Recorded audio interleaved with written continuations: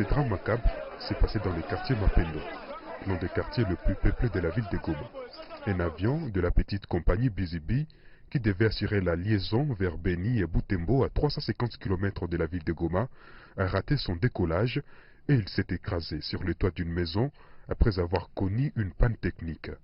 Les habitants du quartier, témoins oculaires du drame, ont affirmé que l'appareil avait explosé quand il a heurté le toit d'une maison. C'est pourquoi ils ont été incapables de secourir le passager qui était à bord.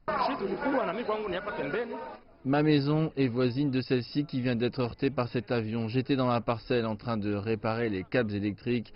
Puis on a vu un avion dans l'air qui basculait. C'est comme si les pilotes avaient perdu le contrôle. C'est ainsi qu'on l'a vu heurter la maison voisine. On s'est vite précipité dans cette direction pour voir si on pouvait sauver quelques personnes. Mais fort malheureusement, l'avion a très vite explosé et la maison a pris directement feu. Et toutes les personnes qui y étaient ont été calcinées. La mission des Nations Unies à RDC, la MONUSCO, a envoyé 2 camions, des pompiers en renfort des équipes congolaises. Outre les passagers, des habitants du quartier figurent donc sans doute parmi des victimes. Le nombre possible des victimes varie selon les sources, mais le gouvernement provincial a révélé que 29 corps avaient été retrouvés dans les décombres. Les proches des victimes ont demandé l'accompagnement des autorités pour que les dommages soient tant soit peu réparés. Je pleure parce que je viens de perdre plusieurs membres de ma famille dans ce crash.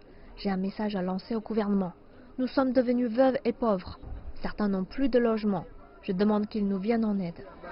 C'est le 2e accident d'avion en 2 mois. En octobre, un avion assurant la logistique de la présidence de la République en provenance de Goma s'était écrasé près de Lodja, faisant plusieurs victimes, dont des membres de la garde rapprochée du chef de l'État. Depuis Goma, dans l'est de la République démocratique du Congo, Zalem Netizaïdi pour CGTN français.